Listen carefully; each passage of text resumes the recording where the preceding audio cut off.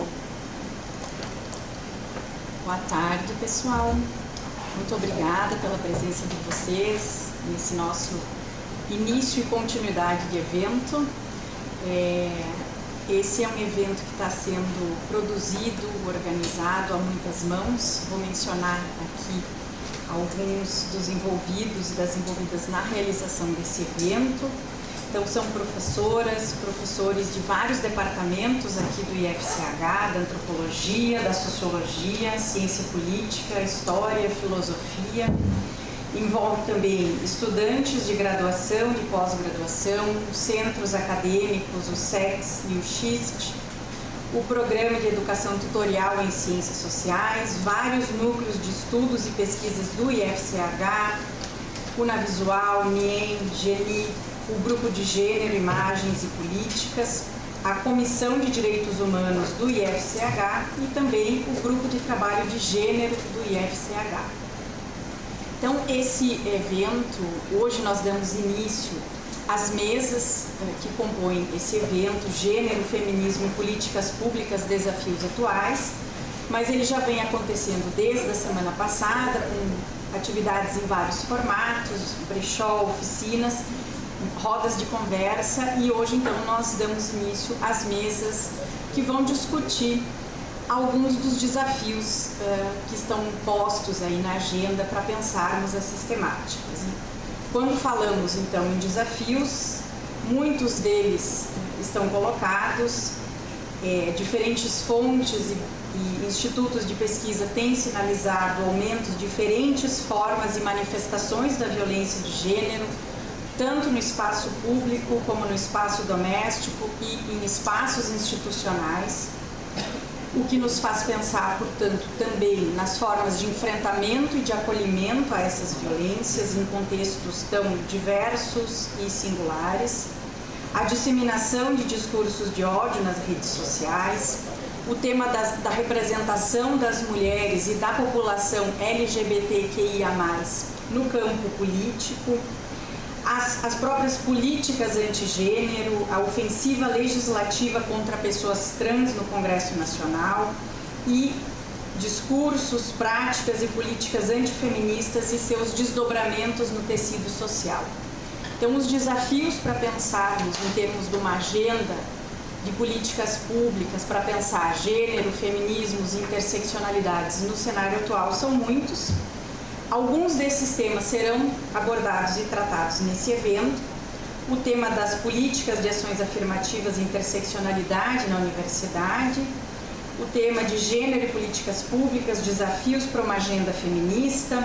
Teremos também uma roda de conversa sobre interseccionalidade no movimento feminista. E nessa mesa que iniciamos agora, vamos debater as experiências de acolhimento na universidade. Para essa mesa, nós teremos as três colegas aqui expositoras, a professora Lígia, a Fabienne e a Laure. Nós vamos dar início, então, às exposições de cada uma delas e depois nós faremos, então, ao final, um momento de debate e discussões sobre os temas apresentados aqui pelas colegas. Então, vamos dar início com a fala da professora Lígia Mori Madeira, que é professora associada do Departamento de Ciência Política da URGS, doutora e mestre em Sociologia pela URGS, graduação em Direito pela PUC e coordena o Núcleo de Estudos em Direitos, Desenvolvimento, Instituições e Políticas Públicas aqui da URGS também. A professora Lígia é autora de um texto que se chama Machismo e Violência de Gênero em Relatos na Universidade, na obra A Violência de Gênero nos Espaços do Direito, Narrativas sobre Ensino e Aplicação do Direito em uma Sociedade Machista. Então, começamos aqui pela exposição da professora Lígia, que tem entre 15 a 20 minutos para a sua fala.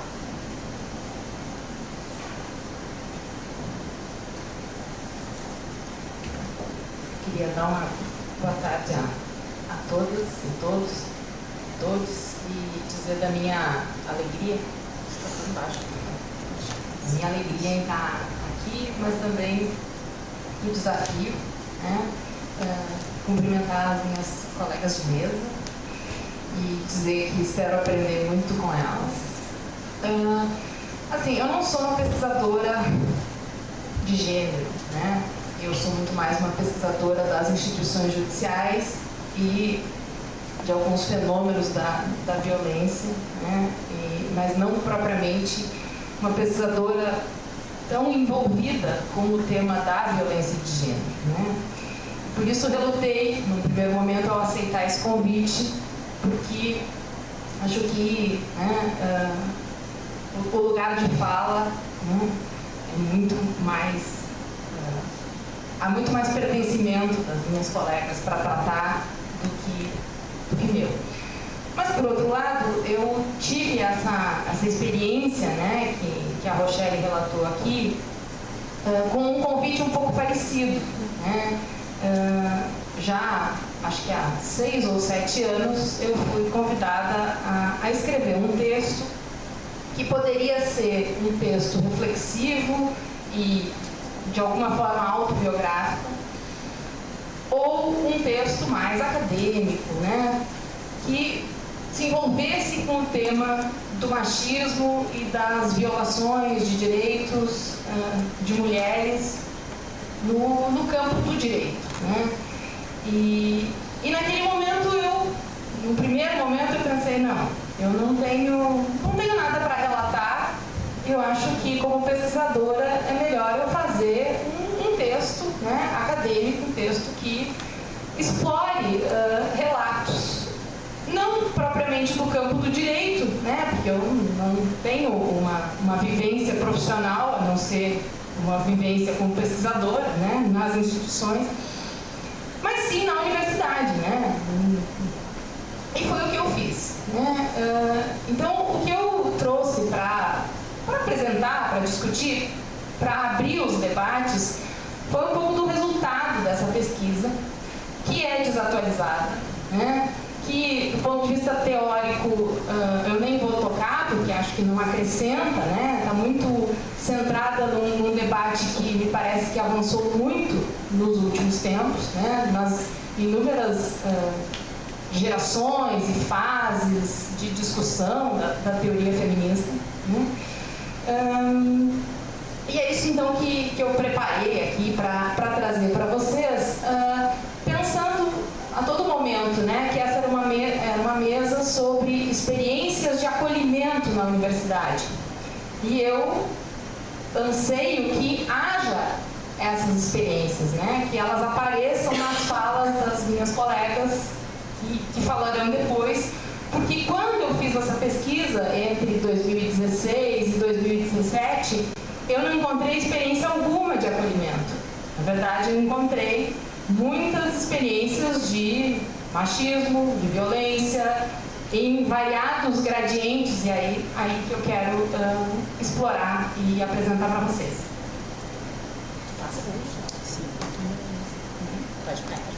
Então, esse é um livro, né? Ele é um livro bem interessante, porque ele é composto, então, de textos covardes como o meu, né?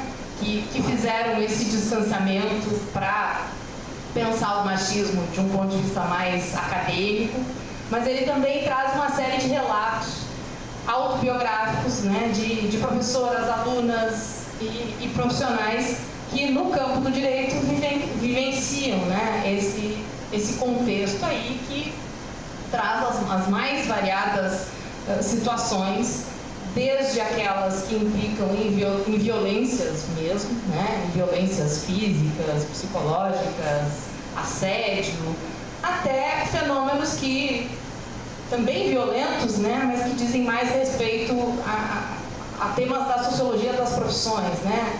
Tetos de vidro, estratégias de não permitir que mulheres ascendam, né, a posições de chefia, tão frequentes também na nossa área e na universidade como um todo. Bom, então eu vou contar sobre a pesquisa e vou contar sobre alguns relatos que eu acho que foram mais impactantes e que representam um cenário, né, datado daquele momento ali, né? Então eu fiz um questionário online na época, aberto para coleta de relatos, para uma pesquisa pesquisa qualitativa, coletando então relatos de violência de gênero, machismo no ambiente universitário. Isso foi divulgado nas redes sociais.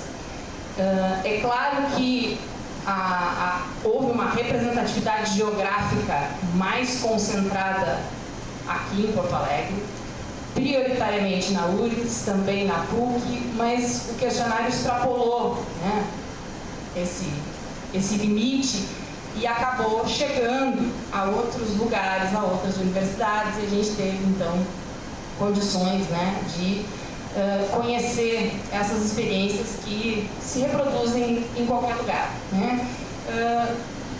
Houve um cuidado na época de publicar o livro de não dar nome às universidades, porque isso implicaria em romper com o anonimato, né? Então havia relatos que falavam do departamento tal, da universidade tal, né? E isso poderia implicar em violações éticas que não faziam parte, né?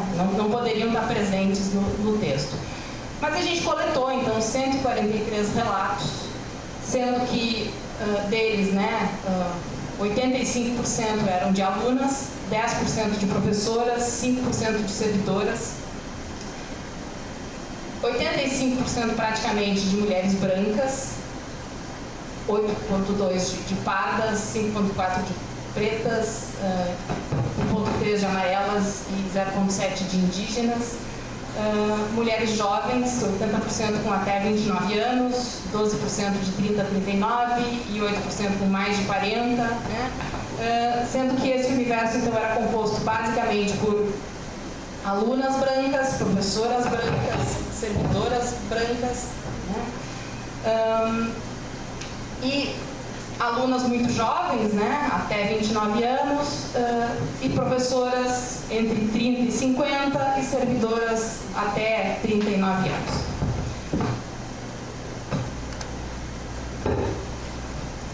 Esse é mais ou menos o quadro que a gente conseguiu, né, mapear na pesquisa em termos de categorias, né? Então a gente atingiu mulheres com pelo menos 3 níveis de estudo, né? Graduação, mestrado, doutorado.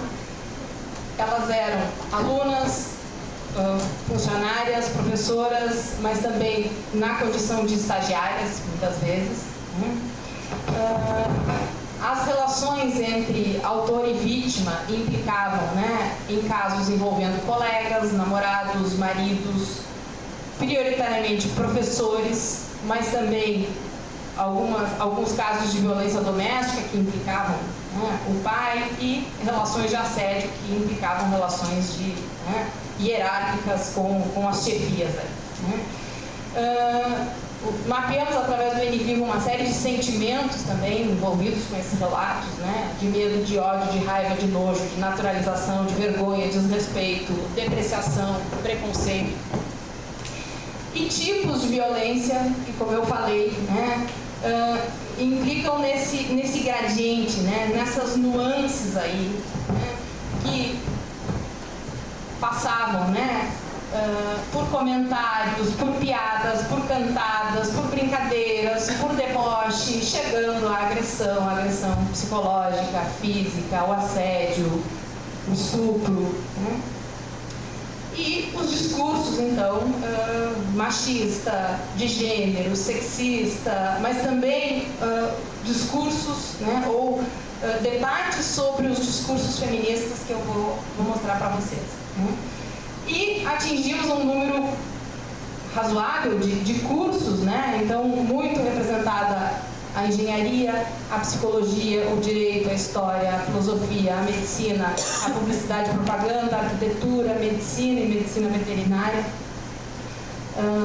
Os espaços da violência eram prioritariamente a sala de aula, mas também os estágios, os laboratórios, os trotes, né, e aqueles momentos em que os cursos e a experiência universitária extrapola a sala de aula e está nas festas, né, mas também nos espaços institucionais, geralmente quando envolvia a vitimização de professoras ou de servidoras. Né, e Também surge uma série de xingamentos, né, que estão presentes aí nesses discursos, deboches, de vadia, vagabunda, burra, bonita, idiota, né, e as formas depreciativas aí estão ligadas a cada um deles, né. Pode passar. Então eu trouxe alguns relatos aqui para explorar, né, e depois para a gente discutir um pouco, né, do que está representado aqui e do que só na fala de abertura da Rochelle a gente já percebe que não está representado, né, o quanto esse é um retrato de uma realidade, de um determinado momento, de um determinado extrato, né, e que precisa ser complementado, é óbvio, né, e atualizado a todo momento. E a gente vai ter condições, né, depois de avaliar, né, em que medida a situação piorou ou melhorou, né. Mas eu comecei com os relatos que dizem respeito ao nosso direito de fala, né. Então, mansplaining, mentorhooding, appropriating, estão presentes no cotidiano da sala de aula, ou estavam presentes, né, no cotidiano da sala de aula, quando essas mulheres, especialmente essas alunas, mas não só, não tinham espaço para falar, né? Quando professores e colegas homens cortavam as falas, né?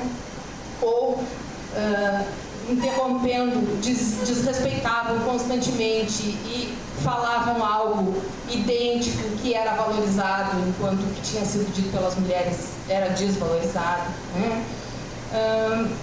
Então, essas mulheres se sentiam, né, humilhadas, diminuídas, e também há relatos aqui de terem percebido, né, que isso não era uma condição individual, que isso não era uma situação que dizia respeito à sua capacidade ou não, mas que era algo muito mais estrutural, né, e que elas só tomaram consciência quando, enfim, entraram em contato com grupos de apoio, grupos de discussão, grupos de teoria feminista, né? E chamam a atenção também, né, é claro que dependendo das áreas, né, é mais presente, menos presente, mas para a presença, né, de comportamentos de homens a que elas chamavam de desconstruídos, cultos, né, que tiveram acesso a toda a educação, mas que mesmo assim reproduziam, né, esse comportamento de violência de gênero escondida nas suas atitudes, né. Depois eu trouxe alguns relatos em que eu disse que a brutalidade supera as sutilezas, né. Então, vem os relatos de cunho sexual feitos por professores em relação às alunas, como esse primeiro aqui, né, de uma menina nascida na fronteira do estado, né, e que, portanto, deveria ter um determinado desempenho sexual relativo, né, representativo desse pertencimento, dessa origem, né. Relatos de assédio de professoras, não, de servidores em relação a professoras, ou de professores em relação a professoras, né. Violências mais institucionais entre colegas professores, né. Tem um caso aqui de uma professora que teve um tumor, teve que fazer uma cirurgia, teve que se afastar e depois teve que lidar, né, com um colega que dizia que ela tinha se afastado para não trabalhar, né, que tinha tido uma doencinha. Casos de colegas perseguindo alunas, né, e casos de agressão e de tentativas de estupro em banheiros, e coisas que foram aparecendo, né, desses relatos. Pode passar. E que também, né, no âmbito da brutalidade, mas em relações que a gente tem cotidianamente aqui, né, de orientadores com orientandas, de professores com alunas, né, elas eram chamadas de idiotas, professorinha idiota, né, ou eram depreciadas por supostamente não terem cara de inteligente, né? Então tem esse professor que diz, olha, não tem cara de mulher inteligente, eu até me surpreendi, né? Ou novos comentários de conotação sexual, né? Que a prova é oral, as mulheres vão gostar, né? E uma série de relatos que dizem respeito à aparência física, né? E aqueles comportamentos que talvez, né, tenho expectativa de que são um dos aspectos que eu imagino que estejam talvez mais velados hoje, né? E aí tem um relato por áreas, né? E as engenharias foram a área que talvez mais relatos coletou, né? E onde a brutalidade está mais explícita, né? Então, esses relatos, né, sobre a capacidade das mulheres lidarem, né, com o conhecimento das ciências exatas, né, com o convite a todo momento para que elas não estejam mais ali, para que desistam, né, para que procurem um lugar que é para elas, que aquele ali não é o lugar delas, né? Então, relatos, né, de alunas que são objetificadas, de professores que incentivam a rivalidade entre as mulheres, né? De relações entre colegas em que o colega homem desconfia da capacidade da mulher, né, de ter feito os cálculos corretamente, fora todas as situações de assédio e de não respeito ao não, né, como uma menina conta aqui, né, que ela foi a uma festa e disse não e o rapaz não aceitou o não, apertou ela pelo braço e os amigos tiveram que salvá-la daquela situação, né? E aí vem a todo momento a discussão com a aparência, né? Então, não devia estar na engenharia, devia ter optado por outro curso para mulher, geralmente os cursos de saúde, né? Que são aqueles que se enxerga aqui nesse universo como os cursos próprios para as mulheres, né? Ou de que a escolha se deu simplesmente porque são mulheres feias e coisas desse tipo que apareceram nos relatos, né? Depois as outras áreas têm coisas muito características, né, da sua atividade profissional, né? Então, na publicidade e propaganda, o professor diz, né, que as alunas que entendam, mas para vender um produto, uma exposição, a promotora tem que ser gostosa, né? Porque homem não vende nada, quem vende é mulher é que chama cliente, né? Ou na filosofia, que as mulheres não podem filosofar como um homem, né? As mulheres não têm uma capacidade diminuída para lidar com lógica. Ou na música, em que a capacidade criativa, né, é depreciada quando são mulheres. Ou no curso de arquitetura, né, em que supostas características, né, vão aparecer na fala de professores, de que as mulheres são exageradas, que as mulheres falam demais, que as mulheres têm que fazer tudo enfeitado. E por fim, nas nossas áreas, os relatos mais sutis, né, de desqualificação da própria teoria feminista e da escolha de determinados métodos, né? Então,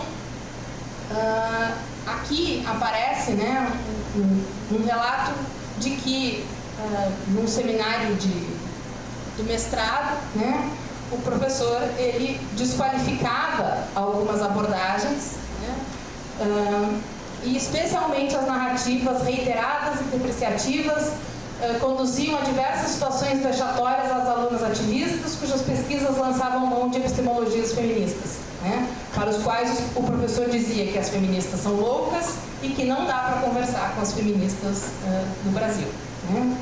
E por fim, que as feministas são chatas, né? Aí já era um relato de colegas, né? As feministas são chatas, as mulheres só fazem mimimi, né? E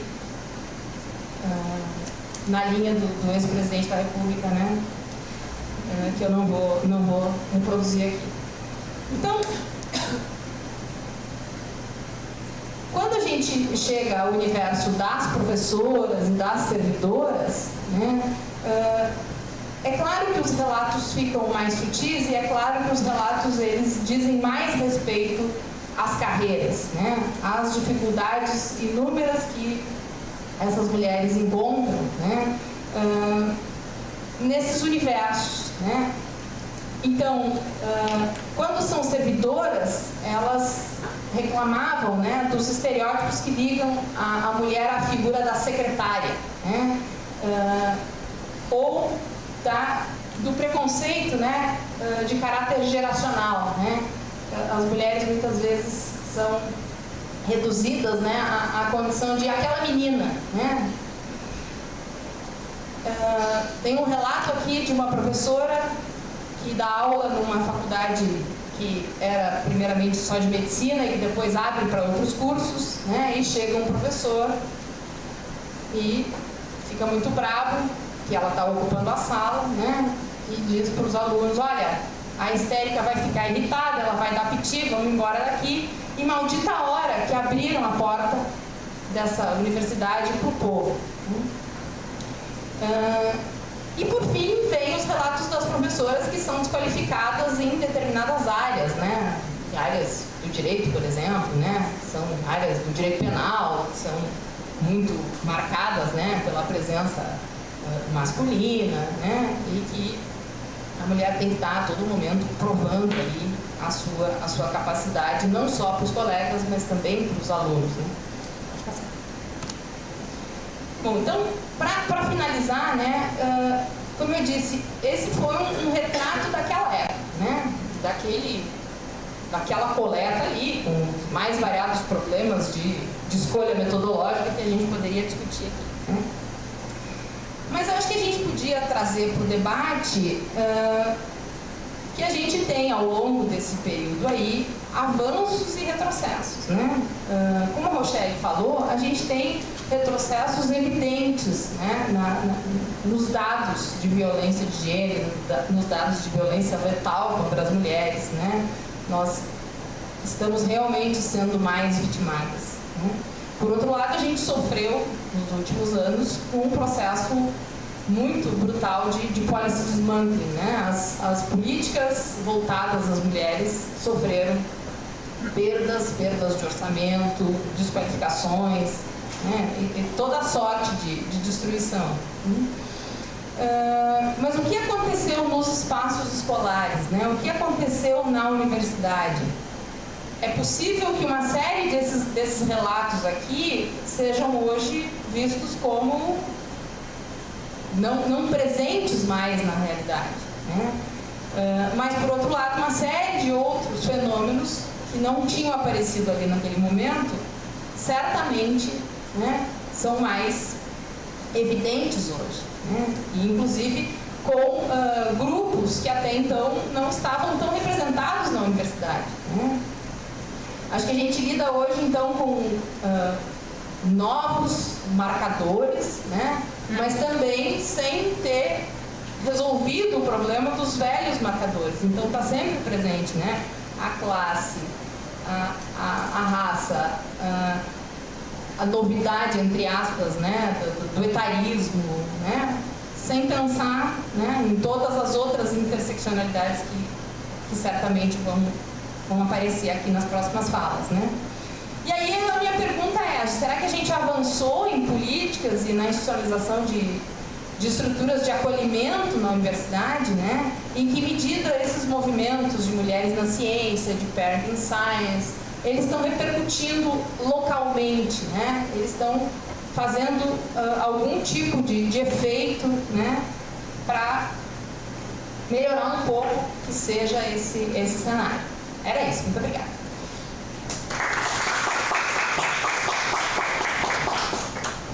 Obrigada, Lígia. Acho que são pontos bem interessantes e sempre impactantes, né? Mas que evidenciam múltiplas dobras desses fenômenos, né? E muitas manifestações. de como essas violências vão se dando nesse cenário. Eu passo então de imediato agora a palavra para a Fabienne Gama,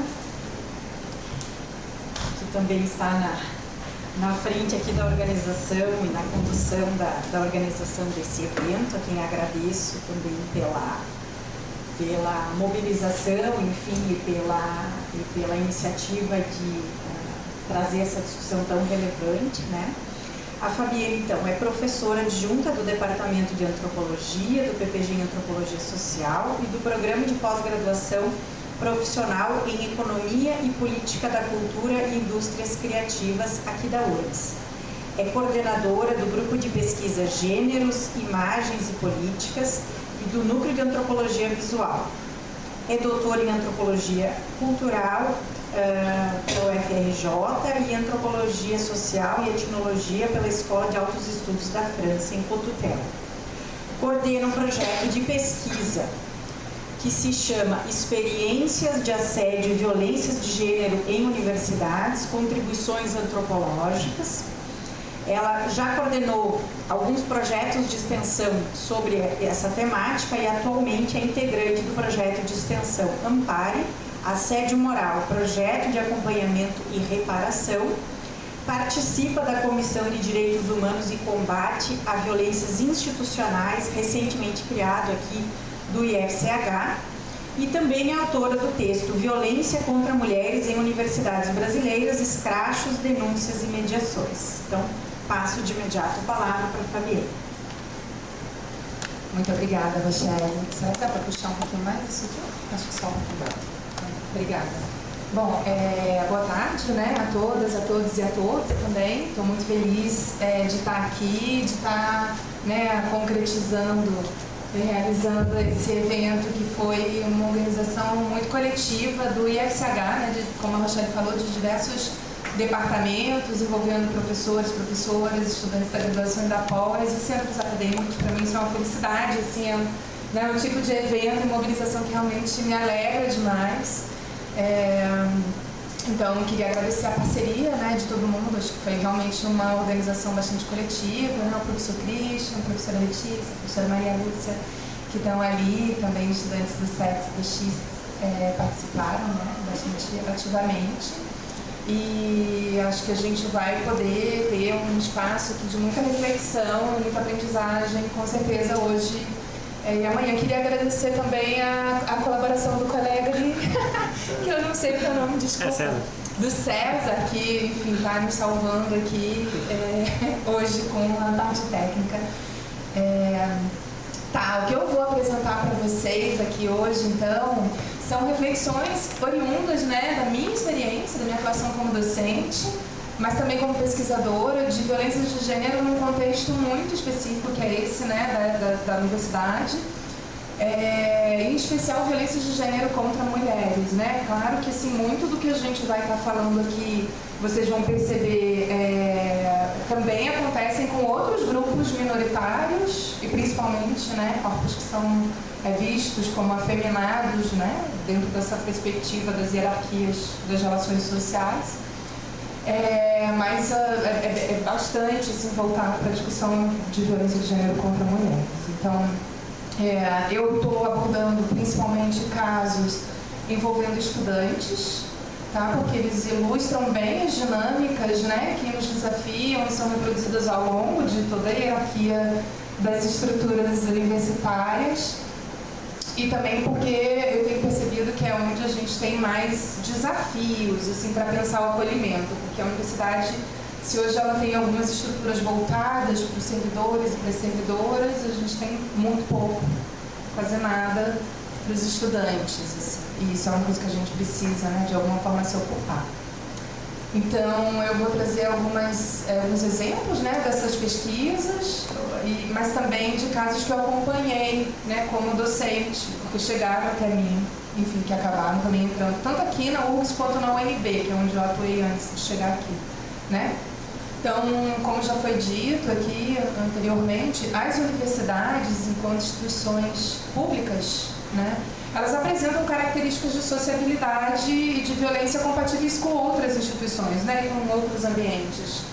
Então, o que acontece aqui não é especialmente excepcional, mas nos surpreende, ou surpreende muitas pessoas que, apesar da alta escolaridade, né, do alto grau de instrução das pessoas, ainda há um desconhecimento muito grande sobre o que são violências de gênero e como combatê-las, né? São conhecidos não apenas os tipos de violência, mas o próprio significado delas, né? E ainda que as universidades produzam cartilhas voltadas, né, para esse tema, para o combate, em especial, em grande parte se referindo a auxílios que as pessoas podem encontrar fora da universidade, né, na polícia, na justiça, em hospitais, há um desconhecimento mesmo em relação às cartilhas que já foram produzidas, né? Isso eu tenho percebido desde que cheguei aqui. Não se sabe, inclusive, o que a universidade pode ou deve fazer em relação aos casos de violência que surgem entre membros da comunidade, né? Seja nos campi ou fora deles. Eu vou falar um pouco mais sobre essa coisa dos limites da universidade daqui a pouco, né? E também tem uma grande confusão, tenho percebido, entre qual seria o papel da polícia, qual seria o papel da justiça e qual seria o papel da universidade ao lidar com um caso de violência que surge nesse contexto, né? Em especial o assédio moral, o assédio sexual e as violências sexuais, né? E um outro ponto interessante é que o que se entende como violento no contexto universitário, acho que isso talvez, né, a Lígia já tenha sinalizado um pouco na fala dela, tem mudado ao longo dos anos.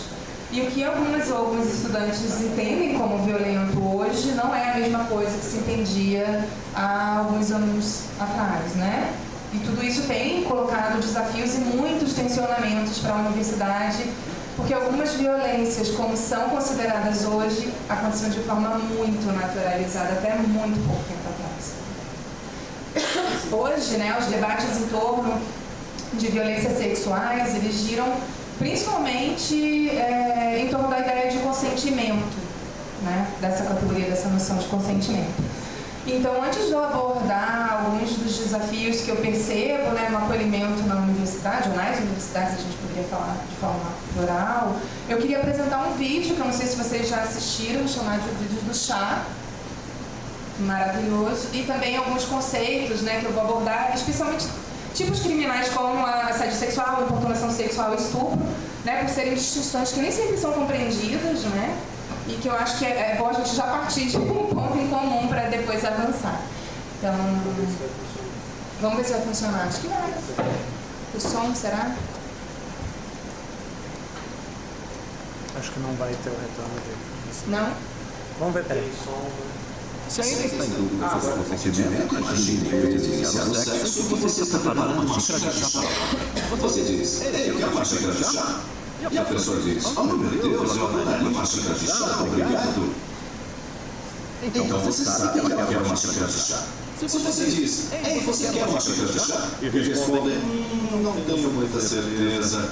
Aí você pode preparar um chá ou não, mas saiba que a pessoa pode não beber. E se não beber, e esta é a parte mais importante, não o force a beber.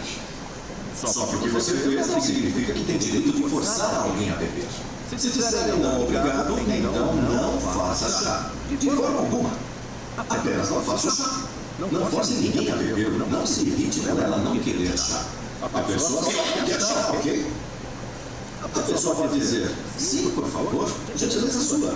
Em seguida, quando o chá chega, ela realmente não quer chá.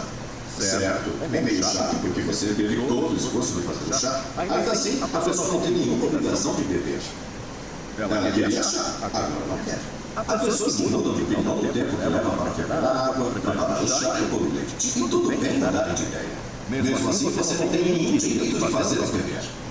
Vocês estão inconscientes? Não forçam a tomar chá. Pessoas inconscientes não querem chá e não podem responder a pergunta, você quer chá?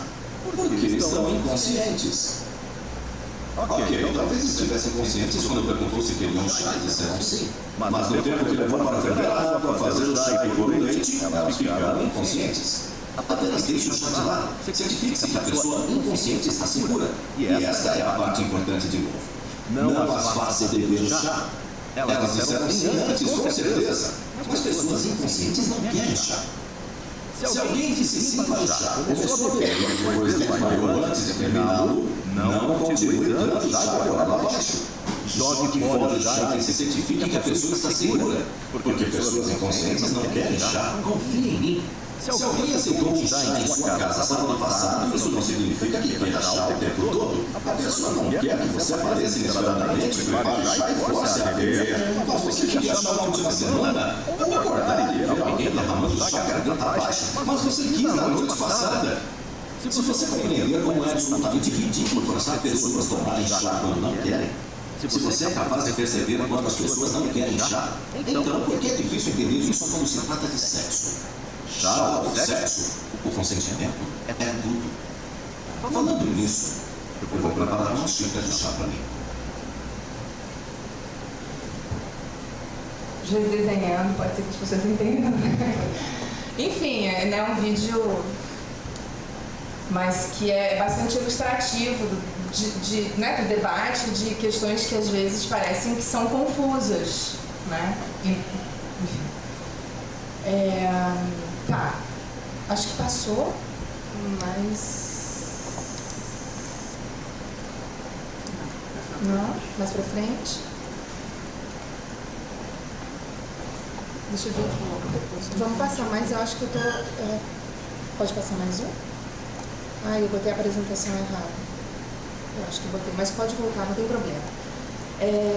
Eu tinha pensado que eu tinha trazido um desenho que foi de um evento que a gente tinha organizado sobre violência de gênero na universidade, que era para ter acontecido em 2020, mas que foi cancelado por conta da pandemia, né? E naquele momento a gente tinha uma estudante de doutorado, que é uma artista aqui, Lélia Valdzera, que tinha feito um desenho baseado numa performance de uma estudante americana chamada Emma Sokol, que durante seu último ano de graduação na Universidade de Colômbia carregou seu colchão do alojamento. Não sei se vocês vão lembrar disso, se tiveram essa notícia. Ela ficou andando pelo campus da universidade, segurando o colchão durante todo o último ano, inclusive na sua formatura, para chamar a atenção para um abuso sexual que ela sofreu no seu dormitório em 2012, já tem 10 anos. Passar rápido, gente. Bom, essa performance naquele momento ganhou uma visibilidade muito grande, inclusive internacionalmente, né? E ela acabou se tornando um certo ícone da luta pela reforma de políticas de acolhimento e denúncia dentro da universidade, né? De denúncias de violência sexual. Mas naquela época, naquele momento, a polícia e a universidade consideraram que, apesar dela e de outras duas estudantes terem prestado queixas contra esse estudante, não havia provas contra ele. E em 2015, 3 anos depois, considerando a performance da estudante um ato intimidatório, o estudante acusado de abuso sexual entrou com um processo contra a universidade e os seus administradores, alegando que a instituição expôs a assédio de gênero ao permitir que a performance acontecesse. Bom, de acordo com as notícias que circularam na época, né, a estudante ela foi esbofetada, sufocada, estuprada por esse estudante durante um encontro que começou consensualmente. O fato de ela ter demorado 8 meses para registrar a queixa e que as outras duas estudantes, sendo que uma era uma ex-namorada, também demoraram para entender que o que elas tinham vivenciado era uma violência, foi utilizado contra elas.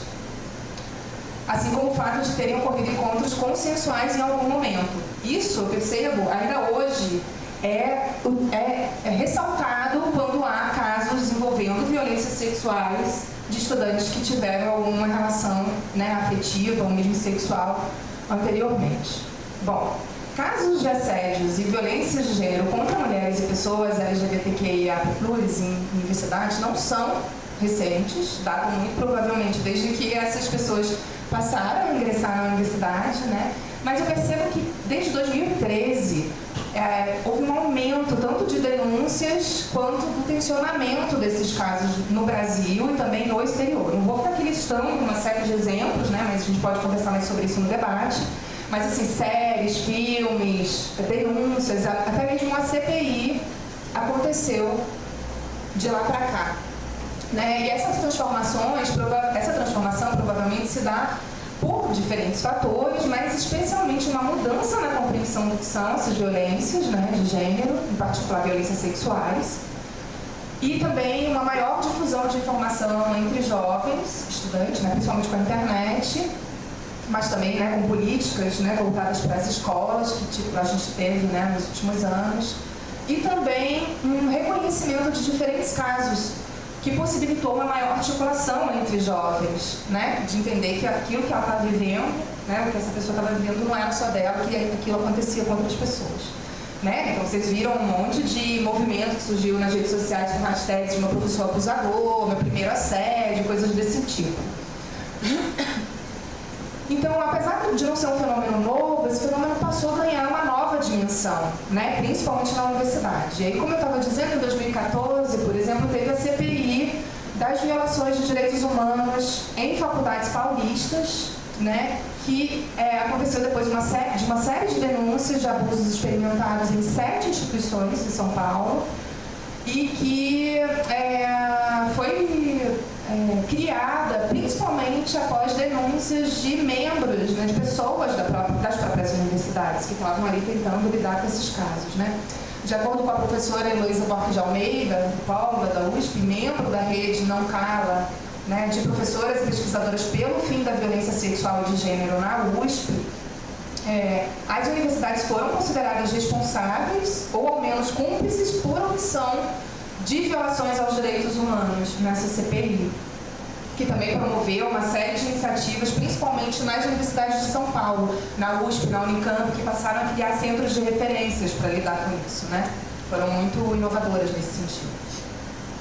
Em 2015 também aconteceu uma pesquisa do Instituto Avon Data Popular, intitulada Violência contra a Mulher no Ambiente Universitário, né, que é uma pesquisa que ficou bastante conhecida, porque teve uma ampla cobertura, né,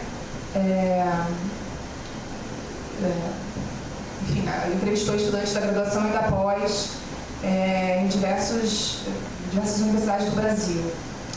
De acordo com essa pesquisa, 42% das estudantes já sentiram medo de sofrer violência no contexto universitário e 36% já deixaram de fazer alguma coisa, alguma atividade na universidade por medo de sofrer violência. Eu estou assim... Não estou me conectando com os papos do caput. Eu esqueci de definir as coisas antes. Depois eu volto. Aí se tu puder passar, eu acho que não sei se tem ali no final esses dados. Não, pode passar mais um pouquinho, depois eu volto para isso. Pode passar? Pode passar mais um? Aí, obrigada, Michele. Então, esses dados estão relacionados a uma realidade encontrada em muitas universidades, que é a violência de gênero, né? De acordo com o relatório, pode passar mais um também, Michele, da primeira pesquisa sobre percepção de assédio moral e sexual relativo a gênero na UFRGS, que foi realizada também por colegas aqui, né, de diversos institutos, em 2019, as mulheres, em especial as mulheres negras, são as mais assediadas na nossa universidade. Aí estou falando da UFRGS, né, especialmente. E o assédio, em sua maior parte, é cometido por homens e raramente denunciado. Né? A principal razão para não se denunciar o assédio moral é o receio de que a pessoa que assediou interfira no processo. E no caso do assédio sexual, pensar que não teria provas, né, ou mesmo testemunhas para comprovar isso. Né? Aí eu acho que eu voltaria lá no começo para poder mostrar um pouco essas definições, essa questão das provas, né? Vocês me desculpem, assim, quando eu preparo o texto, normalmente eu boto o número do slide para eu ficar conectado, dessa vez eu não fiz.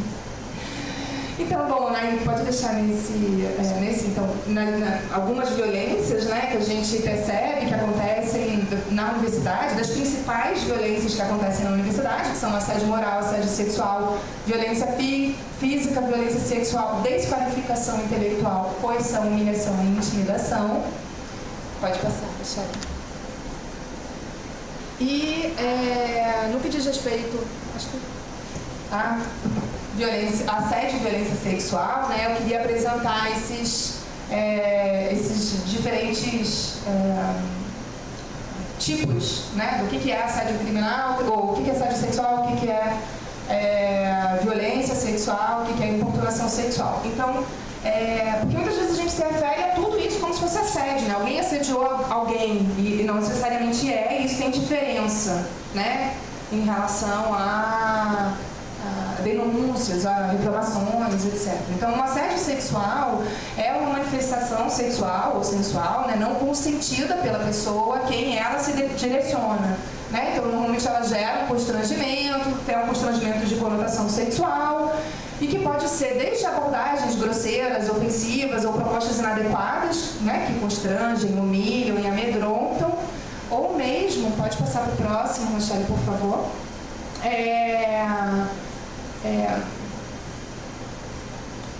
pode acontecer por meio de chantagem ou intimidação, né? Ela não diz respeito à paquera, porque sempre quando a gente começa a falar de assédio sexual, sempre tem alguém na plateia que vai dizer assim, mas agora a gente não pode mais nem paquerar, né? O que é isso? Assim, tem uma diferença entre o assédio e a paquera, porque normalmente a paquera é um movimento... Participa.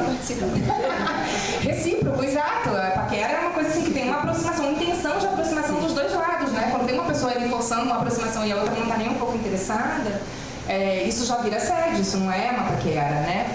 Então ela está muito mais relacionada a uma manifestação de poder e de intimidação do que um desejo ou um interesse, né? E ela pode acontecer nos mais diversos espaços, né, dos mais privados aos mais públicos, e acontecem, né, como já foi dito, assim, nos exemplos que a Lídia pontuou, pode ser desde sala de aula como reuniões privadas de orientação, né, e outros ambientes dentro ou fora da universidade, quanto no ambiente público, né, de transporte e de convivência. Pode passar, Michelle, por favor. Então, ele pode ser um simples constrangimento, uma proposta inadequada, né, de uma pessoa, ou pode ser também uma prática continuada de atos constrangedores. Pode passar. E, em geral, né, principalmente o assédio, que está nesse âmbito da confusão, eu não tenho certeza se isso aconteceu, se é coisa da minha cabeça, mas será que não é só um interesse? Eles têm um impacto muito importante, emocional, na pessoa que sofre esse assédio, né? Então, frequentemente, ele produz um sofrimento emocional, uma situação de ansiedade, de autoestresse, de depressão, de diminuição da autoestima, que faz a pessoa ficar se questionando se aquilo não é uma coisa da cabeça dela, né? Se aquilo de fato está acontecendo. E acaba interferindo, isso é uma coisa importante para a gente pensar no ambiente universitário, diretamente na capacidade dessas pessoas de trabalharem, de serem produtivas, né? Então, isso interfere na capacidade da pessoa de estudar e muitas vezes de frequentar o ambiente da sala de aula, da reunião de grupo de orientação, e aí onde a gente está, onde tem algo que a gente precisa se ocupar, né? Então, assim, quando a gente vai pensar em tipos criminais, digamos assim, tem esses três tipos, né? O assédio sexual, a importunação sexual e o estupro. Pode passar, Michelle. Então, o assédio sexual, como eu já falei anteriormente, ele está relacionado a esse ato de constranger uma outra pessoa no intuito de obter vantagem ou favorecimento sexual. Diz respeito a constrangimento, tá, gente? É uma coisa assim, dessa ordem. A importunação sexual já diz respeito a um ato libidinoso, né? Uma pessoa que vai ali se masturbar olhando para uma outra pessoa, né? Que vai dizer que quer que a outra pessoa venha aqui para olhar alguma coisa dela para o prazer dela própria, ou de terceiros, pode acontecer também, né? Mas tem um ato ali muito concreto. Recentemente a gente teve os casos, né, das pessoas no ônibus, né, se masturbando em cima de outras pessoas. Isso já não é assédio, já é, né, a importunação. E por fim tem esse ato do estupro, né, que muitas vezes as pessoas acham que é só uma questão do ato sexual violento em si, mas que na verdade diz respeito a uma imposição de prática sexual a outra pessoa, né, seja por intimidação, ameaça ou mesmo violência física. Então, forçou a pessoa a beijar, né?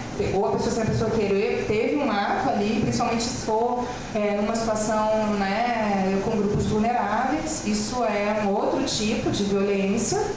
E essas categorias, esses tipos, eles podem ser agravados a depender das relações e dos impactos. Então, uma situação de violência que produza uma agressão física brutal na pessoa, que ela precisa ser internada, que ela venha a falecer, ou alguma outra coisa, isso vai sendo agravado, né, em tipos de violência. E aí, só, né, enfim, trazendo também esses debates sobre essa sensação das provas, o que prova, o que não prova, o que eu posso fazer, o que eu não posso fazer, como é que a gente, né, enfim, lida com esse tipo de situação, é interessante a gente saber que as pessoas elas podem produzir provas, né, para se proteger. E elas podem colher... já passei, isso é o tempo que eu já falei um monte, né? Não, mas pode ser também. Gravações de vídeo, de áudio, conversas de aplicativo, de rede social, mas é importante a gente saber, porque eu vou falar de scratch, eu vou tentar falar rápido para também não ocupar demais o tempo. Que assim, ó, pegou, gravou o material, tirou as fotos, botou na rede social, isso já vira um problema, porque aí já produz um outro ato ilícito, digamos assim, né? Pegou, gravou, pegou o histórico de mensagem, começou a editar, editou as fotos, editou os vídeos, editou as mensagens, isso já perde caráter de idoneidade, né? Então existe uma coisa que é você produzir provas para eventualmente fazer uma denúncia, fazer, né, algum registro, e outro que é nesse âmbito do que você pode fazer com essas imagens em termos de publicizar essas informações. Isso tem interferência nos processos, né, de denúncia. É importante a gente também pensar sobre isso, porque uma coisa que eu queria trazer, eu não vou falar dessa resolução que a gente tem contra o assédio na URGS, a gente pode falar no debate depois, que ela é importante, mas está disponível, né, só para aproveitar o meu tempo. Eu realmente perdi completamente a noção do tempo. Inclusive eu que estou coordenando. Tá? Mas assim, ó, o que eu queria trazer para essa discussão, um pouco a partir dessas pesquisas, né, que foram feitas por outros pesquisadores, mas também por mim, é que muitas vezes as violências de gênero que acontecem dentro... Gente, eu sou uma piada hoje. Achei o desenho dela. Muitas vezes as violências elas não estão claras, nem para quem comete, nem para quem sofre. E isso é um problema, a gente precisa conversar sobre tudo isso, né? Porque como a gente estava falando ali no começo, muitas vezes as coisas eram acontecidas de forma naturalizada e agora não se aceita, felizmente, que essas coisas continuem acontecendo assim, né? E tem alguns desafios que eu percebo, né? Quando a gente vai falar e lidar com essas experiências de acolhimento, assim, eu acho que aqui, se a gente for falar da URGS, infelizmente a gente não tem um avanço muito grande em relação à estrutura de acolhimento. A gente tem um avanço importante em relação a políticas, né? Tu trouxe o exemplo, ali já trouxe, né, no final, aí essa reflexão sobre os impactos de movimentos como Parents in Science, Mulheres na Ciência. Acho que a gente percebe que já tem um impacto, por exemplo, na elaboração de editais, de concessão de bolsas, né? Isso é uma coisa importante de ser reconhecida. Mas, por outro lado, em termos de estruturas institucionais de acolhimento a esses grupos, né, a gente não tem praticamente nada.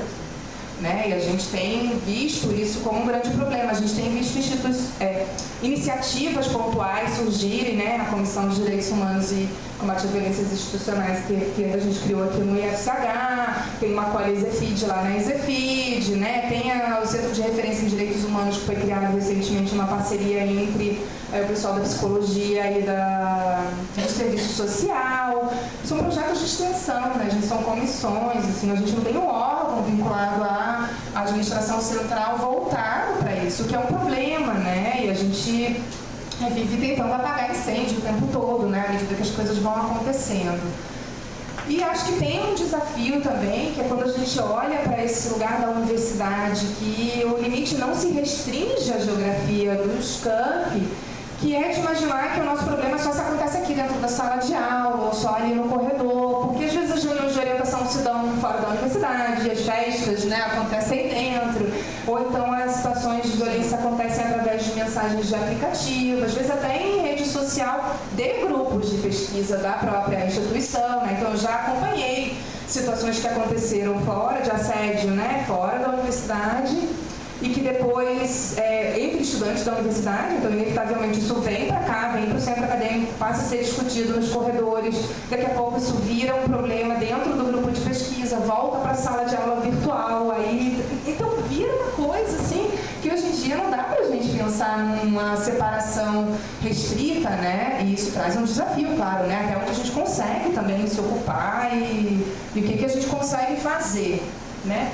E aí, em relação ao que a gente consegue fazer, eu acho que é interessante a gente ter em mente, isso não está evidente para todo mundo, que a universidade não é polícia, a universidade não é justiça. E o nosso lugar aqui, o nosso papel aqui é outro, né? Que às vezes quando tem um processo disciplinar ou algum problema que a gente precisa gerenciar, tem um medo muito grande do que a gente pode fazer, baseado em questões legais e questões de ordem, né, de inquéritos policiais, e às vezes até dizendo, não, a gente não pode fazer nada se não passar por esses ambientes antes, a depender do tipo de problema, mas a nossa função é outra, né, e acho que a gente precisa discutir talvez amplamente qual é a nossa função, né, e o que a gente pode fazer enquanto instituição, né, de ensino, enquanto uma instituição pública também, né.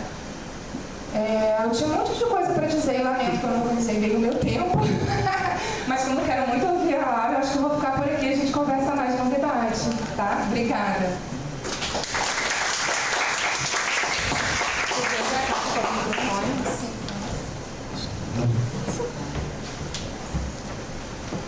Obrigada, Fabienne. Também aqui assumo total descontrole do tempo aqui, enfim, em função do acalorado e da relevância também das questões que foram trazidas pela Fabienne. E passo então agora a palavra para Laure Miranda Silva, que é mulher trans, afro-amerindígena,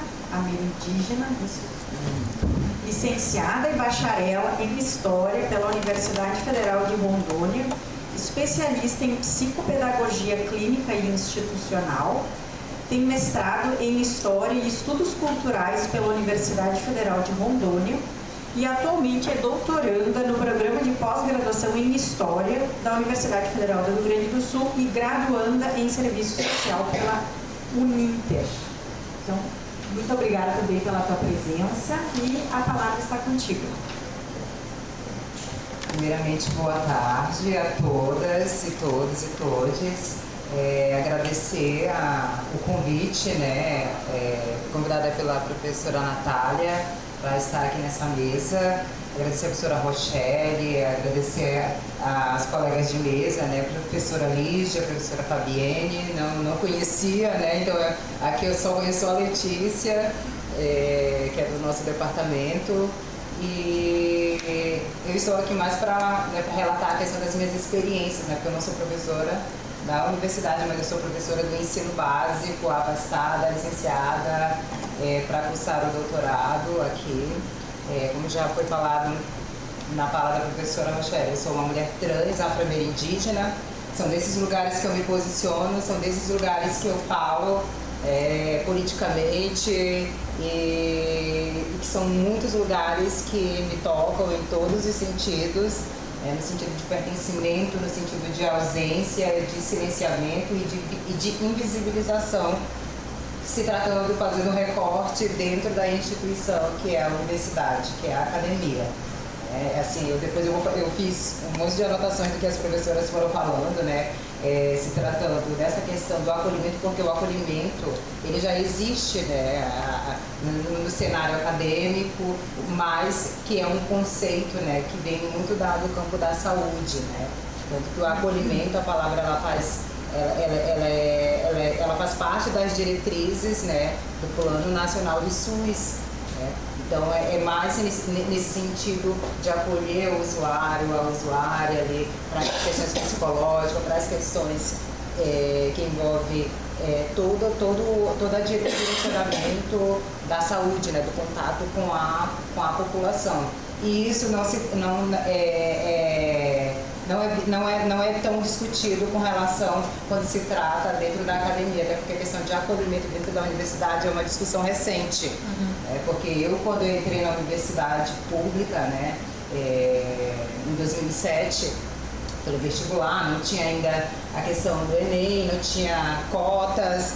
Eu fui pelo caminho do vestibular, que é um processo seletivo de inclusão e de exclusão ao mesmo tempo, né? E eu pensava que a universidade era um espaço para todos e todas.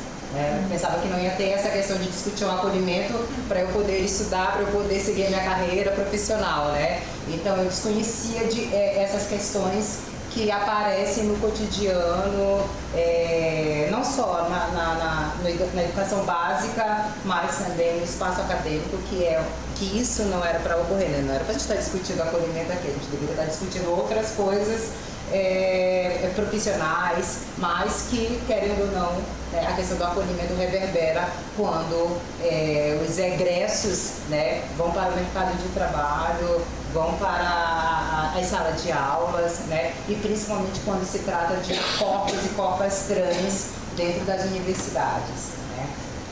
Eu ia até fazer uma dinâmica aqui, mas assim, eu tenho poucos colegas aqui que nesse momento eu vou deixar para um outro evento essa questão da dinâmica, porque eu gosto de trabalhar com dinâmica, porque eu gosto de constranger a cis-heteronormatividade acadêmica, mas eu vou deixar para um outro momento, tá? Mas enfim, eu creio que aqui eu acho que somente eu sou uma mulher trans, eu travesti, não tem problema. Tá? Não, eu transito no campo das categorias da travestilidade, da transgeneridade, da transexualidade, mas eu gosto de me posicionar enquanto uma mulher trans. E me posicionar nesse sentido é uma questão de representatividade, de ausência, de silêncios e de apagamento de nossos corpos dentro desses espaços. Né? Tanto que eu sou a primeira mulher trans da Amazônia Ocidental a ingressar no mestrado, a entrar na universidade graduanda em 2007, enquanto uma mulher trans, ou seja, todas as questões que eu trago, de ser a primeira, não é só uma questão de merecimento, de privilégio, porque travesti e transexuais nesse país não tem privilégio nenhum. Né? Mas no sentido de que há fatores que corroboram para que nossos corpos e corpas não estejam nesses espaços, porque a academia, né, a universidade, ela foi feita para a burguesia, classe média alta, branca, cis-hétera. Né? Não foi um espaço criado para as questões, para um protagonismo de gênero, para uma feminização do conhecimento. As teorias feministas estão ali e vocês sabem como isso é fruto de luta, né? De ter mulheres na academia, de ter especificamente mulheres cis, brancas e héteras, né? Não que isso seja uma crítica para deslegitimar a luta e as questões das mulheres, né, com relação à inserção delas na academia. Mas quando se trata de mulheres trans, travestis, pretas, indígenas, né, a discussão se silencia, né, porque esses corpos não foram feitos para estar dentro da universidade, né? O meu corpo não foi feito para estar aqui falando, né? Mas isso tudo é uma questão de desafio, uma questão de processo de continuidade, de lutas dos movimentos sociais. É claro que eu tenho as minhas singularidades e especificidade com relação aos meus posicionamentos, porque eu sempre bati de frente contra o sistema, né? Eu já nasci tombando, né? Eu falo para os meus amigos e amigas que eu já nasci tombando e não tenho medo do sistema, né? Eu sou contra o sistema desde quando eu nasci. Então, diferentemente de outras trans e travestis que não conseguem se comunicar, né? Eu acho que o poder da comunicação que eu tenho, de dialogar, de conversar de forma harmônica, pacífica, mas ao mesmo tempo contra-atacando o sistema, faz com que eu consiga permear nesses lugares. E foi o que eu fiz. O que aconteceu para eu chegar até aqui. Não foi fácil eu estar aqui. Eu tive todo um percurso que eu fui construindo ao longo da minha trajetória acadêmica, para poder estar aqui nesse local. Desse local que para mim não é privilégio nenhum. Não sou privilegiada por estar aqui. Muito pelo contrário. E trazendo alguns dados, né? A Undifes fez uma pesquisa, creio que em 2015, com estudantes LGBTs no país. Né? Eu creio que mais ou menos 13, 14 universidades têm política de cotas para pessoas trans. A UFRGS está dentro dessas universidades. E foi constatado que 0,02% são pessoas trans. Ou seja, nós somos as minorias das minorias dentro desses espaços. É só a gente tem uma rede de aliança, né, que é a Mantra, a rede trans, a gente sabe detectar, a gente consegue mapear e detectar quem são as trans e travestis que estão na universidade. Quem são as professoras trans e travestis que estão nas universidades federais do país, porque nós somos poucas, né? Somos poucas das poucas dentro da sopa de letrinhas, que nem a Paquini cita, né? Mas essa questão do acolhimento, né, eu vejo que a universidade, enquanto um espaço que é um espaço autônomo com legítima força, né, para construir espaços de acolhimento, porque a gente vê tanto laboratório de pesquisa, laboratório de idade média, laboratório de biologia, laboratório de psicologia, mas não tem um laboratório de inteligência de vida, né? Porque a universidade se trata de seres humanos dentro da universidade, mas não pensa na questão de que nós estamos aqui, nós temos, apesar de estarmos, né, em campos distintos de saberes, mas nós estamos lidando com vidas dentro da universidade. Não é à toa que nós temos as frases, né, vidas trans importam, vidas negras importam, né? E dentro da universidade essas vidas importam, né? Porque a universidade ela não foi preparada para isso, ela não foi estruturada para isso. Isso é uma construção e é recente, né, esse debate. Mas a universidade ela tem autonomia para criar grupos de estudo, grupos de acolhimento, seja dentro da sala de aula, seja dentro dos grupos de pesquisa, porque é laboratório de produção do sistema capitalista, está contribuindo igual. Mas como é que eu vou acolher pessoas trans e travestis dentro da universidade, esses corpos estranhos, que eu chego e falo para um professor, sou uma mulher trans, o quê? Pela minha questão da minha passabilidade. Então a passabilidade também conta.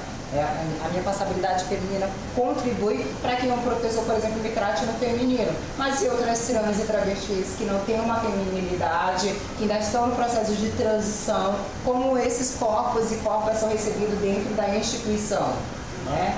Como é que se dá, constrói esse diálogo de orientando a trans ou orientando trans, quando se trata de homens trans masculinas, dentro desses espaços, né? Eu tenho vários amigos e amigas trans que relatam, né, a questão da transfobia institucional dentro desses espaços, né? Graças a Deus eu nunca sofri transfobia, a não ser no momento que eu estava no processo de transição de mudança de nome, né, fazendo a retificação, porque na verdade eu não queria ter retificado meu nome, porque para mim meu nome não me definia naquele momento, né. Mas eu senti a necessidade porque, né, eu causava certos estranhamentos, eu estou chamando fulano e cicrano, né? Isso dentro do espaço acadêmico, lá na graduação. Porque assim, a transfobia ela não é só, ela não está visível, né? Ela também está escondida dentro da instituição. Né? Então, assim, os cochichos nos corredores, né? Essas questões dos termos pejorativos, dos deboches, né? Da forma de sempre de tratar as questões da travestilidade como vitimismo, como uma questão de opção, né? Isso tem muito na linguagem de professores que eu acompanhei, não só na educação básica, mas também na universidade. Então eu tive essas experiências com relação à questão do nome social, que ainda é uma luta, né, nossa cotidiana, pelo respeito do nome social, né, que é a forma como eu quero ser tratada ou eu quero ser tratado. Não custa nada para a pessoa chegar e perguntar como você quer ser tratado ou tratada, né? Você tem um nome social, né? Não custa isso. Mas tem professores, principalmente professores homens, cis, héteros, brancos, né, que para eles, né, tipo, aqui eu vou te chamar assim. É assim e vice-versa, né? Então, assim, são vários desafios que a gente encontra dentro da universidade com relação a essas questões, principalmente do acolhimento de corpos trans dentro da universidade, até porque nós somos poucas, né, dentro da universidade, e nós não temos forças o suficiente para desestruturar esse sistema, e aí é sistema mesmo como do sistema cis mesmo, da cisgeneridade, que é o campo acadêmico, né? A cis-heteronormatividade das produções acadêmicas também contribuíram para o apagamento e para o silenciamento de corpos dentro da universidade, porque por muito tempo na produção do conhecimento, nossos corpos foram tratados de forma patológica, de forma estranha, e sempre a academia, pesquisadores intelectuais brancos falando de nós, né? E tentando falar por nós. Mas a gente estamos vivenciando um processo de contra-hegemônico da forma como o sistema de dominação na academia operou contra nossos corpos, né? Porque agora é a nossa vez de falar, nossa vez de pesquisar, porque eu não fui criada, pensada pela sociedade enquanto fonte de saber, mas de prazer, porque o meu lugar era cada onde na esquina. 92% da população trans e travesti está na prostituição, porque nossos corpos foram pensados, é lá que a gente está na esquina, no escuro, não aqui, não nesse espaço aqui de privilégio para as pessoas brancas, porque para mim não é, pessoas cis-héteras, cisgênera, era para a gente estar lá na esquina. O mercado de trabalho para pessoas trans e travestis no Brasil é a prostituição, que é uma forma de trabalho também. É a forma de sobrevivência e de resistência de muitas para poder sobreviver no país onde a idade máxima para sobreviver nesse país é de 35 anos. Né? Então, todas essas questões contribuem, né, para que a gente pense fora da academia, para além dos muros da academia. Né? Não adianta a gente ficar aqui só discutindo, dialogando dentro da academia, né? Sendo que o contexto, né, que reverbera nos fatores socioeconômicos dessa população, da ausência desses corpos dentro desses espaços acadêmicos, né, dentro do espaço acadêmico, está acontecendo agora, nesse exato momento. Né? Então, todos os dias matam uma de nós. Todos os dias morrem uma de nós. Mas nós somos muito fortes e estaremos ocupando esses espaços. Tá? E eu sou sobrevivente diante disso tudo. Né?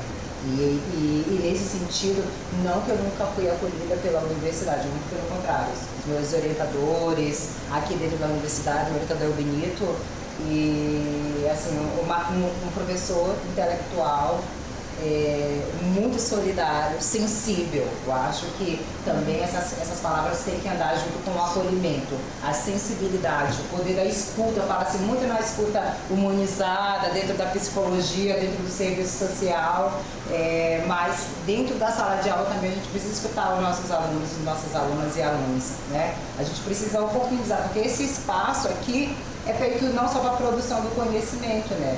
Utiliza muitas nossas experiências para produzir conhecimento, mas não nos escuta quando se faz necessário. Né? Tratam aqui como se todos e todas fossem iguais. Né? Mas, na verdade, nós temos as nossas particularidades, nós temos as nossas especificidades, e o professor ou a professora precisa estar acompanhando esse processo, né? Porque ele vai estar formando profissionais. Né? Como é que esses profissionais vão lidar, principalmente se tratando do ensino de sociologia, de filosofia, do ensino de história, da educação básica, que é lá também onde as questões do acolhimento deveria acontecer. Né? Então, e a universidade é esse laboratório, né, para formar profissionais que tenham uma escuta sensível, que tenham esse acolhimento, que estimule isso dentro do seu espaço, enquanto um laboratório de vida. Né? Enquanto um laboratório que escute essas pessoas que adentram esses espaços, né? Principalmente estudantes pretos, pretas, indígenas, pessoas com deficiência e pessoas trans e travestis. Mesmo a gente sabendo que são poucas, mas eu acho que os professores precisam já estar preparados, porque agora chegar para mim e falar assim, mas eu não sei o que é travesti, não sei o que é trans. Por favor, né? nessa altura do campeonato, com tanta produção acadêmica, com tantos vídeos, né, sites orientando, é livre ensinando para falar sobre diversidade, aí o professor quer que eu chegue e fale para ele como é que ele tem que fazer, né? Não. Isso aí, para mim, aí eu vou muito na concepção da Bell Hooks, né? Que o professor da academia, ele precisa se autoatualizar, né? Buscar se autoatualizar para poder acolher, para poder ser solidário dentro do espaço acadêmico. E aí sim ele consegue resolver ou sanar alguns problemas dentro da universidade, que é a humanização. Isso dentro das ciências sociais, dentro das ciências humanas, o conceito de humanização é lindo, maravilhoso, mas na prática, de fato, como isso reverbera na prática docente com relação aos discentes e às discentes dentro da academia. Tanto que as professoras trouxeram dados, né, de assédio, de violência de gênero, de abuso, né, que mulheres discentes, mulheres professoras, mulheres docentes da universidade passam no seu cotidiano. E aí pensa enquanto alunos e alunas trans dentro da universidade. Então, assim, é um problema que é estrutural e que não vai ser sanado da noite para o dia, nem do dia para a noite. Então, assim, o pouco acolhimento, né, de fato, é pouquíssimo do acolhimento que nós temos dentro desses espaços. E eu acho que isso pode ser construído, eu penso, que isso pode ser construído dentro das salas de aula, né? Que seja no momento de reflexão, que seja no momento de trazer as experiências, de relacionar o conteúdo, né, da aula teórica e de trazer teóricos também, teóricas trans para dentro do debate, né, para pensar também como, para articular esse conhecimento a partir de intelectuais trans, com relação a essa forma de acolher, as vivências e as experiências, porque o acolhimento se dá nesse sentido, é construído nesse sentido. E eu acho que, assim, fazer justiça, coloquei assim, fazer justiça dentro da universidade, ela pode ser feita, mas não no sentido jurídico, né? Mas no sentido de reparos, né? De acolher, de ouvir. Isso é fazer justiça dentro da universidade, né? No momento que você ouve algum colega ou ouve questões de expressões racistas dentro da universidade, você precisa discutir, você precisa debater essas questões. Que é um exemplo da professora que foi esfaqueada dentro da escola, né? Foi defender o aluno que estava sofrendo racismo. Isso dentro do âmbito da educação básica, que não foi um fato de hoje, né? É um fato cotidiano, né? As questões da homotransfobia dentro das escolas do ensino básico. O aluno xinga fulano de bicha, de viado, de traveco, a aluna de piriguete, de puta. E aí, essas questões, quando o professor vai intervir, causa esses problemas, que foi esse episódio catastrófico, e desumano dentro do âmbito da educação básica. E deixa eu ver o que mais aqui que eu coloquei. Sim. Então, nesse sentido, né, eu vejo que aqui a URGS, por exemplo, né, acho que está bem à frente com relação a essas questões do acolhimento. Aí eu me refiro ao PPGH. Eu falei assim, se eu não tivesse sido bem acolhida, né, aqui eu não estaria aqui, eu estaria em qualquer parte do mundo, menos em Porto Alegre, né? E eu fico muito grata de ter contato com os professores e professoras do departamento com relação a essas questões do acolhimento, da sensibilização. É claro que eu não conheci todo mundo, né? Mesmo assim, eu sei que eles me conhecem porque eu sou a primeira trans do PPGH, eu sei que eles sabem do meu nome, né? Mas é isso, né? É nesse sentido, mas eu agradeço bastante pelo convite de estar aqui e vamos discutindo, tá? Ótimo.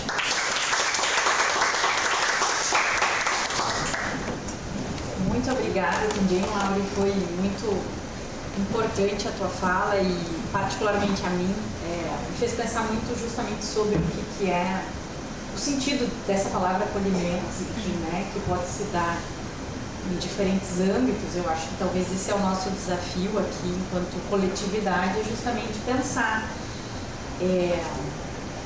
o que é esse acolhimento, de que forma ele pode ser feito, como podemos criar então esse espaço de escuta, né? E talvez um aspecto que tanto a Fabienne quanto a Lígia sinalizaram, da necessidade de se ter estruturas, espaços especificamente pensados e com profissionais também qualificados para saber como direcionar e como encaminhar essas questões, mas também como nós produzimos aqui nessa dimensão mais micro das nossas relações, como comunidade acadêmica mesmo, nessas micro-relações cotidianas, do espaço da sala de aula, do corredor, das relações de orientação, esse processo de sensibilização.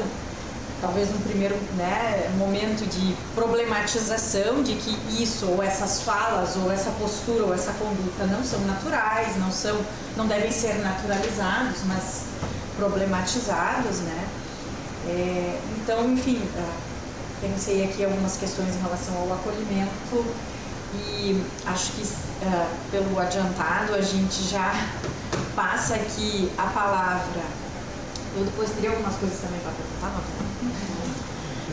vou deixar o espaço mais voltado para as pessoas que estão aqui, que gostariam de comentar, perguntar, se manifestar a respeito das excelentes falas aqui. Eu acho que cada uma delas, na sua singularidade, trata tanto de aspectos relacionados aos dados, ao diagnóstico da situação, né, dos meandros, das dobras desses fenômenos, também em relação às definições desses termos, como a Fabienne também explorou, e, por fim, essa noção, né, do que seria o acolhimento nesses casos.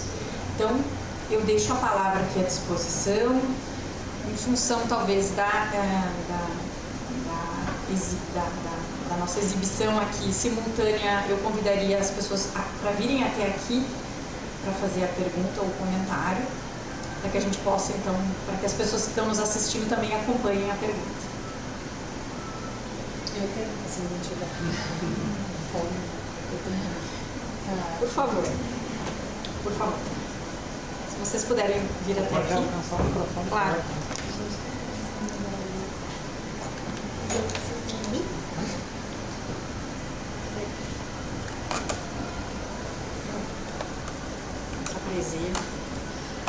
Oi, boa tarde. Então, eu sou Sofia e eu sou professora do Departamento de Ciência Política. Acabei de chegar na UFES. Eu tenho um mês de casa e eu vim aqui porque, enfim, eu acho que é um tema fundamental para pensar a experiência universitária. Eu já tenho experiência universitária e é claro que a universidade pública é justamente um espaço com muito mais liberdade para a gente discutir e pensar essas, porque tem dimensões da relação trabalhista que não vão atrapalhar, né? Eu vivi, enfim, vários momentos de relatos que a professora Lígia falou. Gostaria de dizer que não são atuais, né? Mas, infelizmente, da experiência recente, são em várias dimensões. Então, eu acho que esses espaços são muito importantes, porque falar sobre isso e reflexionar sobre isso é importante. E também situar a discussão, eu acho que a fala da Laura também nos trouxe isso, né? Porque é diferente falar desse tema no Rio Grande do Sul. O Rio Grande do Sul é outra dimensão, as pessoas que não são brancas é outro universo. E é claro que os dados nos falam, mas situar a problemática no universo universitário que a gente está tendo, né? A gente está tendo, eu já vi casos de problemas de supremacia branca no Rio Grande do Sul. Então, a gente está nesse problema interseccional de classe, raça e gênero estão chegando nas nossas salas de aula, como a Laura falou. E a violência também. Eu acho que o risco de violência também é algo que a gente precisa discutir, tanto violências de gênero, mas todos os tipos de violência. E uma coisa que se me ocorreu, assim, essa, por exemplo, não é uma atividade obrigatória do PAP. E a gente tem 70 horas que todo mundo tem que passar obrigatoriamente. Tu sabe que ano passado, em 2020, era quando a gente mas não me passou na cabeça agora, que a gente fica tão sobrecarregado só querendo fazer, depois podia ter proposto, você tem razão, vou fazer. É muito importante a gente checa os nossos preconceitos, né? Então, constranger as pessoas para se questionar. Alguns vão só acreditar nos dados, só acreditar nas pesquisas, né? Justamente essa desvalorização de certos saberes vão vir, então a gente precisa apresentar todo o arsenal, todas as coisas que tem para discutir na universidade, né? Então, se a gente tem 70 horas obrigatórias, usaremos assim bem, né? É isso. Obrigada, Sofia. Falou.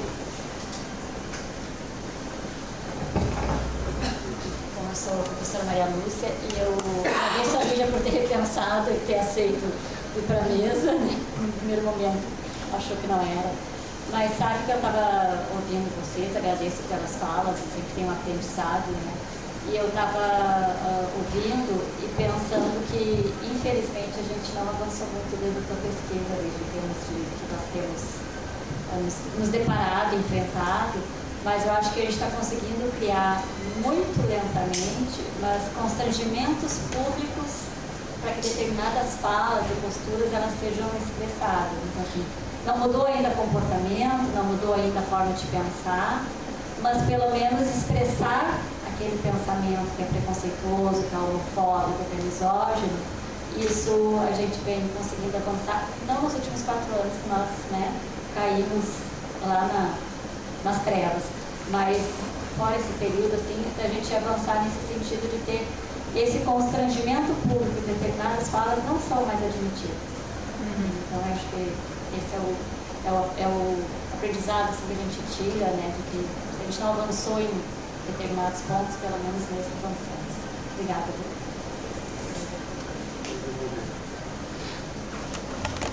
Posso fazer um comentário? Para que chega? Para a gente não ficar nas cadeiras. Isso não. Obrigada, gente.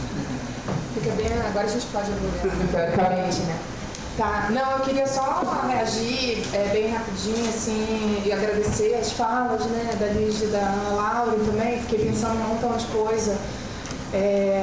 Eu ia falar, não falei, não vou entrar, está disponível, né, no site da URGS, mas recentemente a URGS criou normativas, né, sobre resolução para casos de assédio e também para cotas, né, o que eu acho que, bom, institucionalmente é um grande avanço, né, agora a gente teve recentemente, menos de 6 meses, 2 importantes avanços, digamos assim, em termos de normativas, né.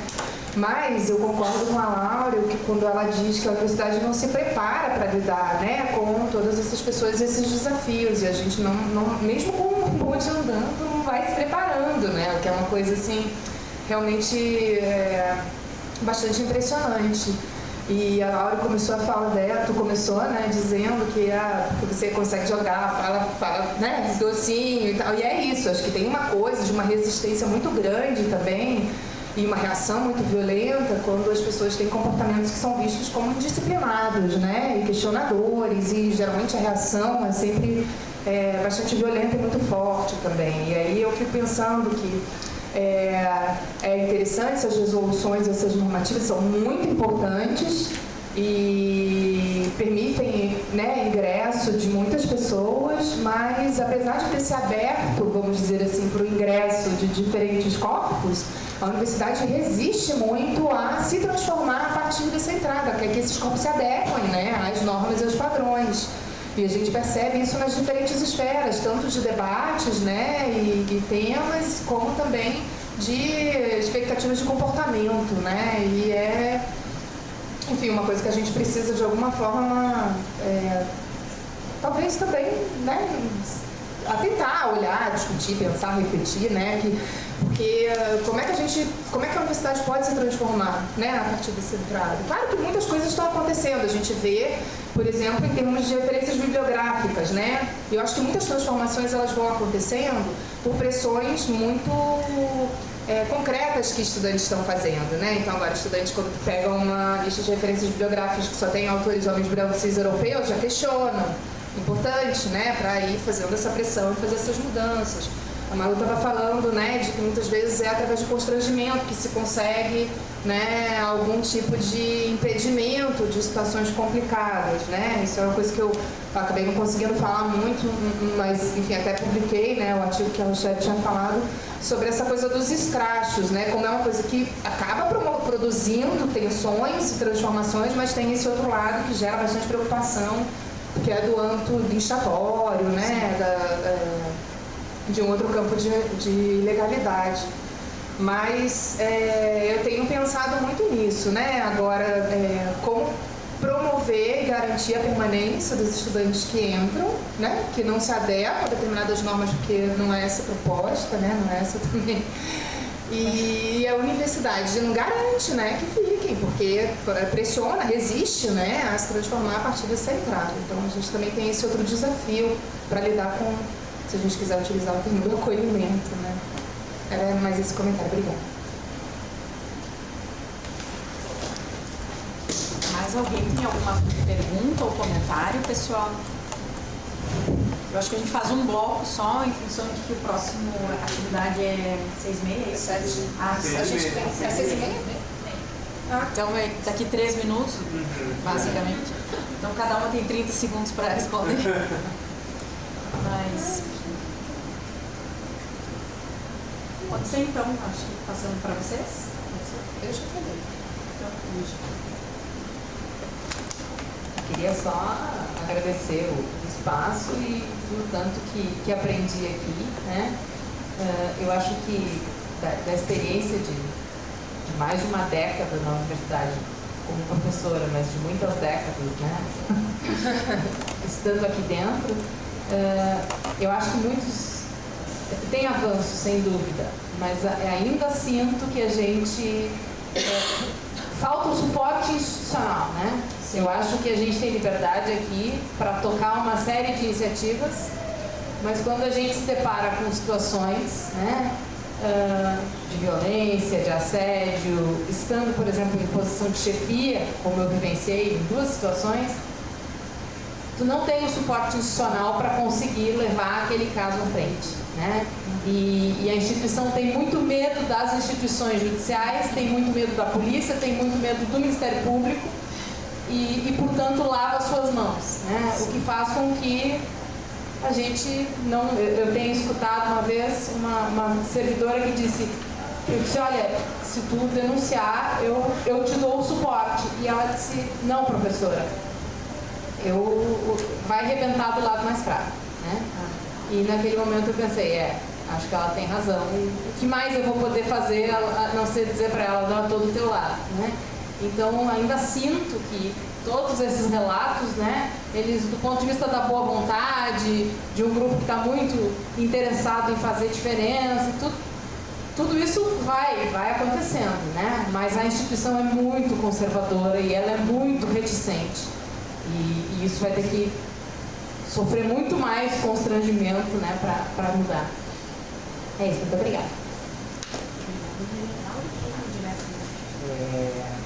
Eu penso assim, para encerrar minha fala, eu acredito muito na força dos movimentos sociais e eu vejo muita carência do diálogo institucional das universidades com os movimentos sociais. Eu pesquiso movimento feminista em Rondônia e os movimentos LGBTs e o diálogo é essencial entre os movimentos sociais para pensar essa questão do acolhimento, né? De trazer não só os movimentos sociais, mas também os coletivos LGBTQIA+, que tem aqui em Porto Alegre, né? Para pensar essa questão do acolhimento. Tem o Transenem, né? Professores trans que estão trabalhando para uma revolução na questão da educação enquanto transformação dos travestis transexuais no Rio Grande do Sul. Então eu penso que também esse diálogo com a sociedade e principalmente com os movimentos sociais que trata, né, desses segmentos dentro da universidade precisa ser dialogado, precisa estar conectado com os movimentos sociais, porque somente pensar a questão do acolhimento, a questão da inserção de corpos estranhos dentro da universidade, não é a única saída, né? Mas também é uma possibilidade. Então, pensar o diálogo com os movimentos sociais, com os coletivos LGBTQIA+, e principalmente se tratando das questões trans, temos o Trans-ENEM, né, para pensar como dialogar, como elaborar, né, projetos dentro da universidade. Eu acho que seria uma forma para amenizar e avançar na política institucional dentro aqui da URGS, por exemplo. E eu acredito muito que a universidade, eu sou muito utópica nesse sentido, né, de que a gente vai ver muitas intelectuais trans, travestis, homens trans, dentro da construção do conhecimento acadêmico. E a gente sabe que vivenciamos tempos obscuros, de retrocessos, né? Mas nós estamos aqui sobreviventes, né? E a gente precisa dar continuidade nessa luta, que a luta é todo dia, né? A luta é cotidiana. E acho que a universidade tem esse papel de transformação social, de transformar a instituição e de desestabilizar o sistema acadêmico, né, quando se trata da forma como controlou e ainda continua controlando e desnormatizando nossos corpos, né, desagregando para que nós não permaneça nesses espaços, mas nós estamos aí, vamos continuar. Bom, então, muitíssimo obrigada aqui às colegas Fabienne, Lígia e Laure pelas excelentes provocações, reflexões e acredito, também agradeço a presença de todas, todos e todas aqui. Acredito que espaços, momentos como esse são também fundamentais para que esses temas venham à tona. Eu acho que, como a Laura estava falando, o papel da universidade é fundamental nisso. Reconhecer esse espaço como um espaço também democrático, plural e repleto de conflitos. Então, numa perspectiva aqui da sociologia da conflitualidade, é importante reforçar, eu acho que essa ideia de que quando não há conflito, há dominação.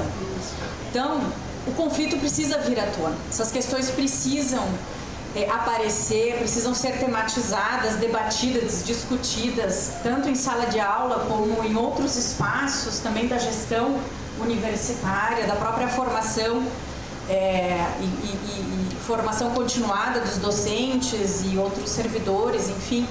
Então, entendo que o conflito vir à tona é fundamental para que a gente possa, de fato, debater essas questões e pensar os melhores caminhos para esse acolhimento e para como enfrentar, seja do ponto de vista mais institucional, seja do ponto de vista dessas micro-relações cotidianas que nos atravessam no nosso cotidiano. Então, muito obrigada a todas e todos, obrigada às expositoras aqui e já convido para que permaneçam para a nossa próxima atividade, que vai debater justamente a questão das cotas na universidade. Então, sintam-se convidados a permanecer para acompanhar. Muito obrigada.